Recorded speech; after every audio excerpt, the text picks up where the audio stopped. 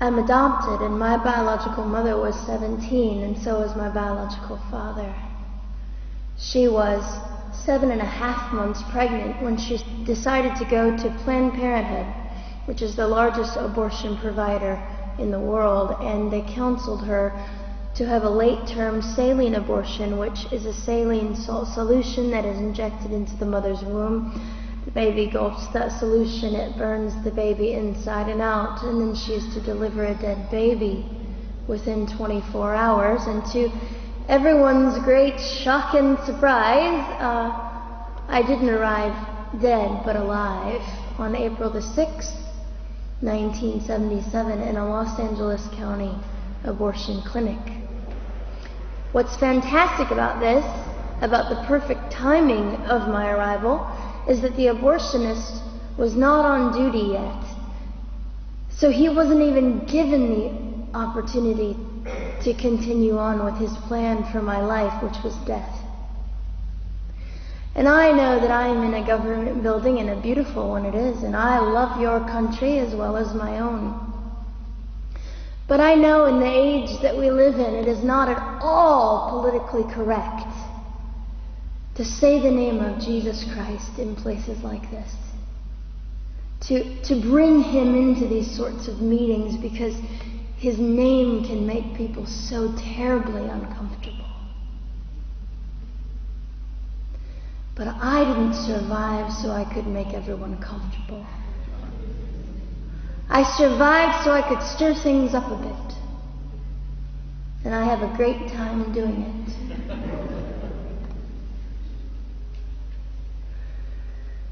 And so I was delivered alive, as I've already said, after 18 hours. I should be blind, I should be burned, I should be dead. And yet I'm not. You know what is fantastic vindication is the fact that the abortionist had to sign my birth certificate. So I know who he is. And it also says, for any skeptic listening, on my medical records, born during saline abortion. Ha! They didn't win. I've done some research on the man that performed the abortion on me. And his clinics are the largest chain of clinics in the United States of America, and they gross $70 million a year. I read a quote from him at some point several years ago, and he said, "I have aborted over 1 million babies, and I consider it my passion." I tell you these things because, listen, ladies and gentlemen, we are in an interesting battle, whether we realize it or not, in this world. It is a battle between life and death. What side are you on?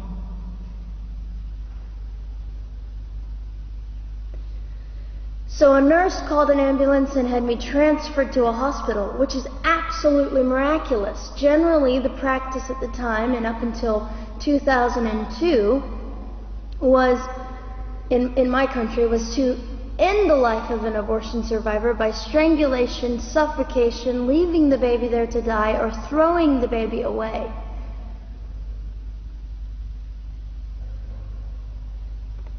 But on August the 5th, 2002, my extraordinary President Bush signed into law the Born Alive Infants Protection Act to prevent that from occurring anymore. You see,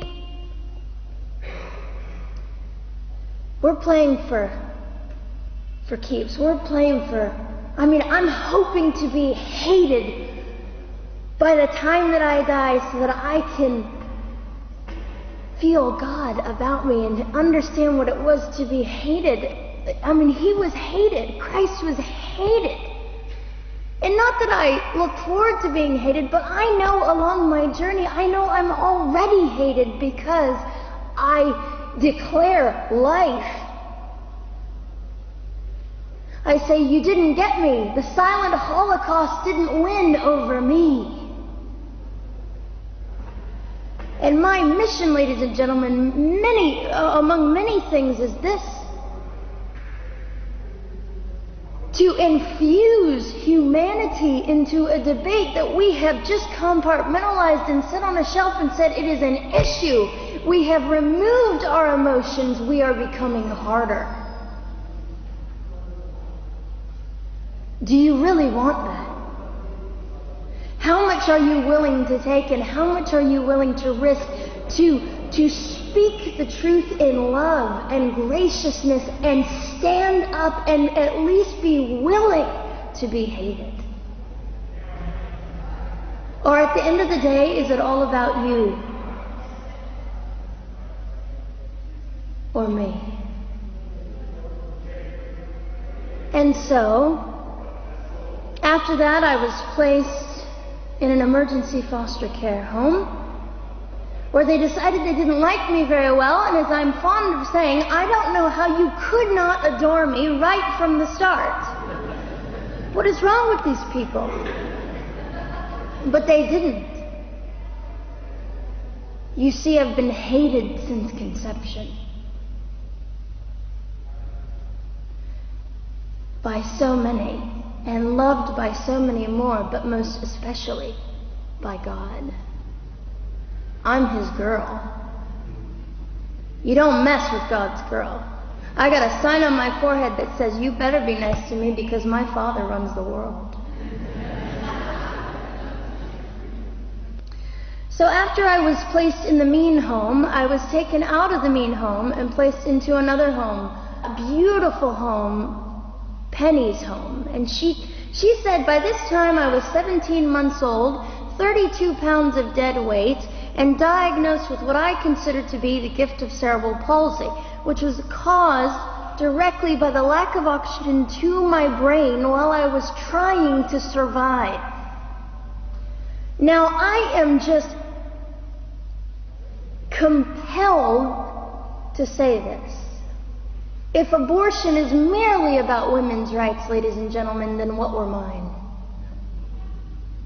There was not a radical feminist standing up and yelling about how my rights were being violated that day. In fact, my life was being snuffed out in the name of women's rights. And ladies and gentlemen, I would not have cerebral palsy had I not survived all of this. So when I hear the appalling, disgusting argument that we should have abortions because the child just might be disabled, the horror that fills my heart. Ladies and gentlemen, there are things that you will only be able to learn by the weakest among us. And when you snuff them out, you are the one that loses. The Lord looks after them, but you are the one that will suffer forever. And what arrogance, what absolute arrogance, and it has been an argument for so long in this human place that we live, that the stronger should dominate the weaker, should determine who lives or dies. The arrogance of that. Don't you realize that you cannot make your own heart beat? Don't you realize that all the power that you think you possess, you really possess none of it? It is the mercy of God that sustains you, even when you hate Him.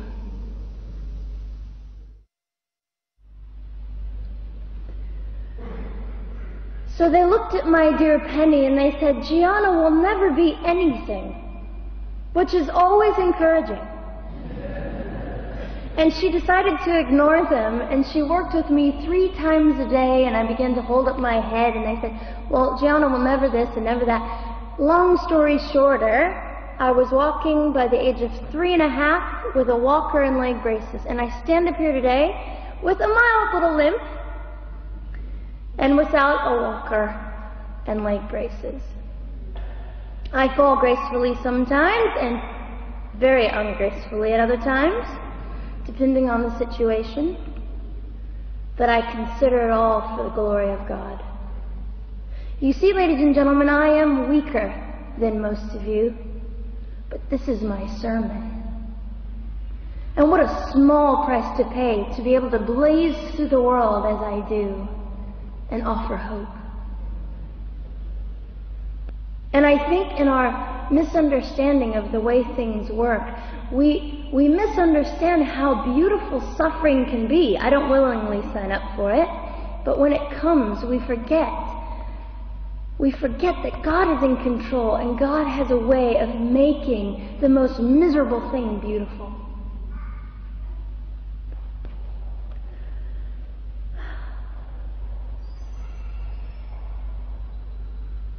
I have met my biological mother. I have forgiven my biological mother. I am a Christian.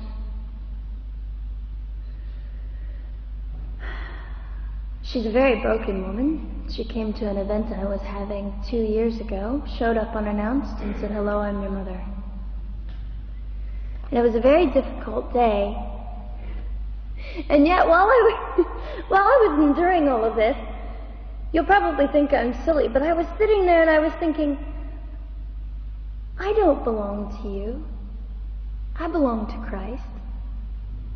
I'm his girl, and I'm a princess.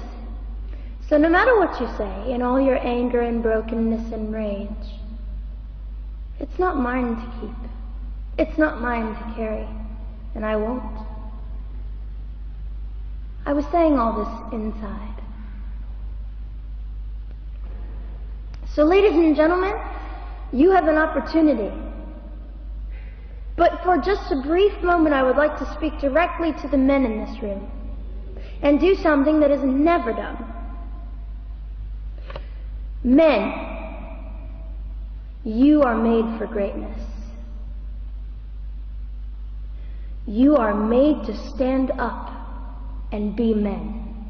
You are made to defend women and children, not stand by and turn your head when you know murder is occurring and do nothing about it. You are not made to use women and leave us alone. You are made to be kind and great and gracious and strong and stand for something.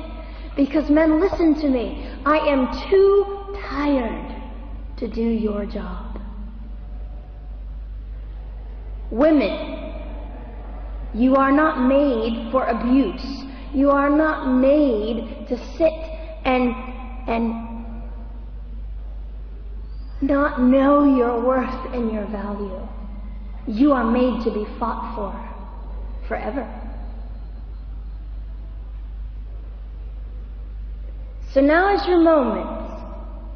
What sort of people are you going to be? I trust incredible. I trust, men, you will rise to the occasion. To the politicians listening, particularly to the men, I would say this: you are made for greatness. Set your politics aside. You are made to defend what is right and good. This fiery young girl will stand here and say, now's your moment. What sort of man do you want to be? A man obsessed with your own glory, or a man obsessed with the glory of God?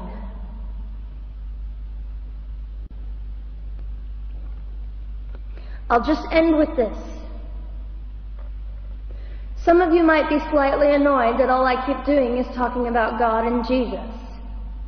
But how on earth can I walk about limping through this world and not give all my heart and mind and soul and strength to the Christ who gave me life? So if you think I'm a fool, it's just another jewel in my crown.